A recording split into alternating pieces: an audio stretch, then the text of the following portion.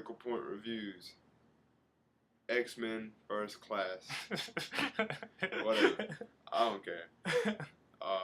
We realize it's a week late, but we still gonna get it up.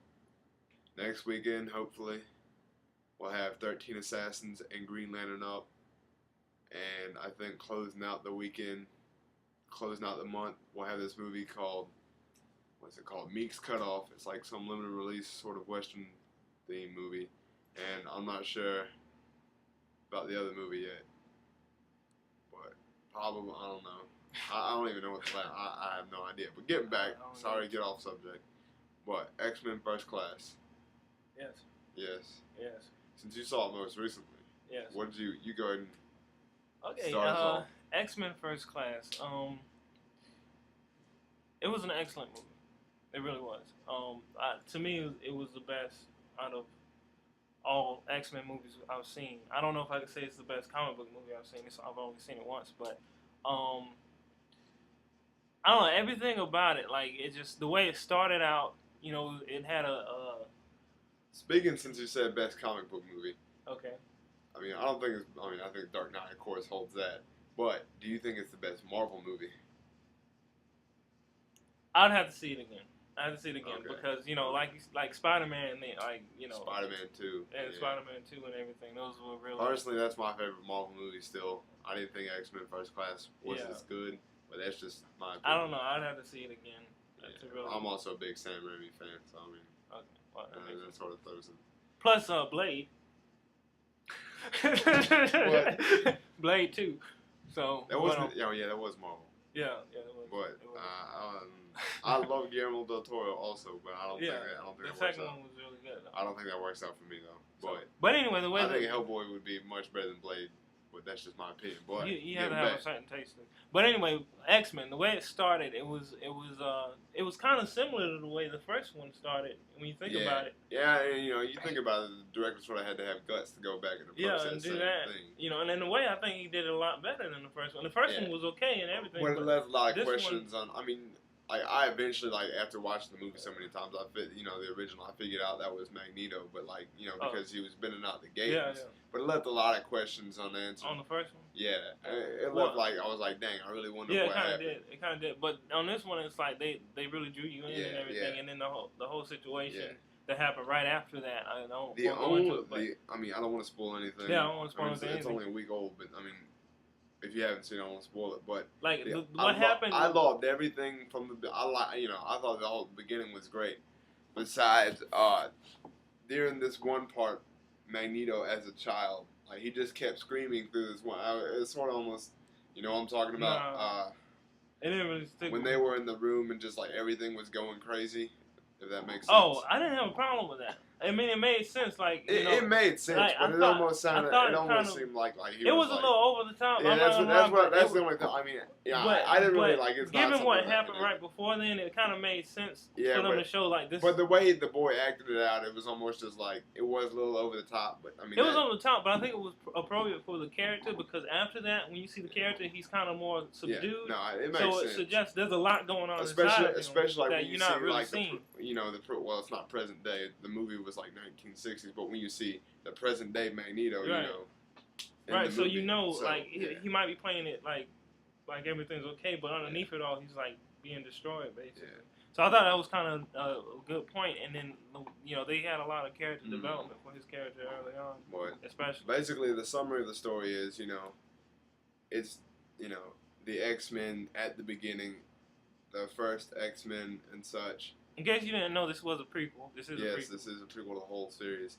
It's not exactly. I don't know which comic book series. There's been so many reboots and such. Even comic book. Well, I don't keep up with it. I just read the original 1960s. I read the first 10. That wasn't exactly the first original X-Men, but still, I didn't really care. I heard people was I heard someone it was in some review or maybe it was a comment or something, but it was literally. It's bring back the old X-Men, and they were naming the X-Men what was it, Last Stand X-Men? Yeah, I was really? Do you want? I was that movie sucked. I was well, I don't know. I think some aspects of these movies have always been faithful to the comic, and some of them they kind of take some risk and make some judgment calls. But I don't know, like the first two especially, I thought were really good. The third one I had issues with. Yeah, but like it's just like the coming of the X-Men, the starting of the X-Men, and how Professor Xavier and Magneto, how they became really good friends, and then sort of fell out and became enemies at the same time. But then you can see how in the first and second X-Men, you saw how they had that mutual respect. Yeah. And even in the third one, even though I didn't like it, they still had a mutual respect, like still like a friend respect sort of deal. And I don't want to spoil anything, but I have to say this: there's a cameo, and one in particular. There's actually two cameos. I don't know if you noticed. I don't know. I don't probably not. We'll talk about it later. Right. But there's one in particular that I did notice that it was a lot of fun. And I'm not gonna say anything else, but I thought it was really nice how they handled that, and just it was real quick, and I didn't feel cheated or slighted or anything. But it was nice to see him. One thing I did want to talk about though is probably my favorite aspect to the whole movie was everything that Mystique did. I didn't expect her character to be as important or as significant as she was. Jennifer Lawrence was actually nominated. I want to actually see this. Winter's Bone. Oh really? She was nominated. I don't know.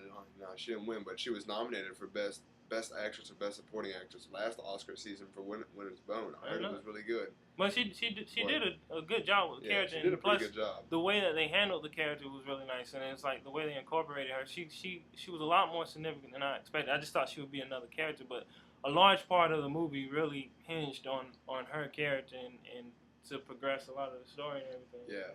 And it just seemed like her character affected everyone else, all the way to the end. So. But for me, the best part of this whole movie was the two best parts were the Xavier James McAvoy and the guy. Dang it, man! I still can't remember his name, but the guy who plays Magneto.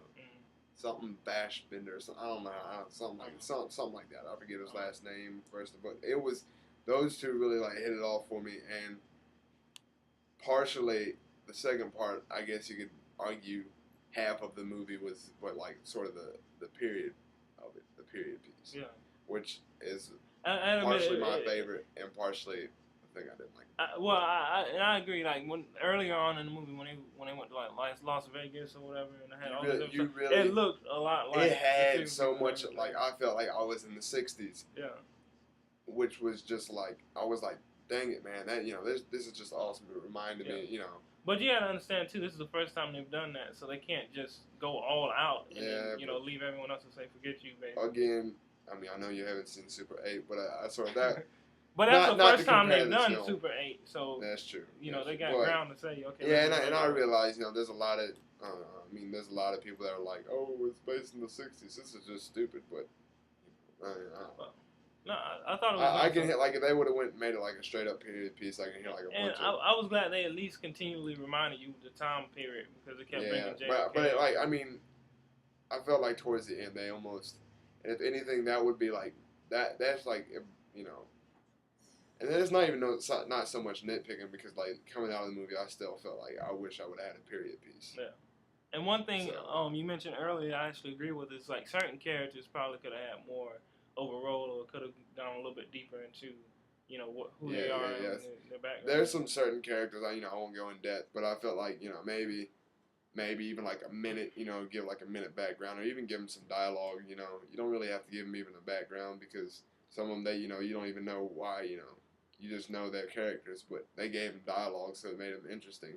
Yeah. But some of the characters, they didn't even I don't even think one of the characters had a line. If that, he may have one line, but it was hard to actually get invested in, even in the smaller characters, some of the smaller characters. But I realized they had a lot of stories going on, so I tried not to make it so complicated. Too complicated, and then you can't put it together. But I was able to follow this movie completely through. Yeah. I thought the climax, not the ending, because I sort of thought the ending was cheesy. But I think the whole script was amazing because don't get me wrong, the action sequences were good, but I felt like it sort of took second place to the story. And and that was a good thing. Though. Yeah, that was a great thing. That's that's why I wanted in this movie. But I felt like at the very end, it was sort of cheesy. But the main thing, if you haven't seen this movie yet, for me, and I know the James McAvoy character Professor Xavier was like, he really said, but like they acted so well in this movie. Kevin Bacon, I got so much respect for him because Kevin he Bacon was in a role as the bad guy, the main bad guy. That in this kind of environment, it's easy to get kind of campy or cheesy or whatever. But he made it like from the very beginning, especially from the very beginning, he started off very strong and he made it very believable.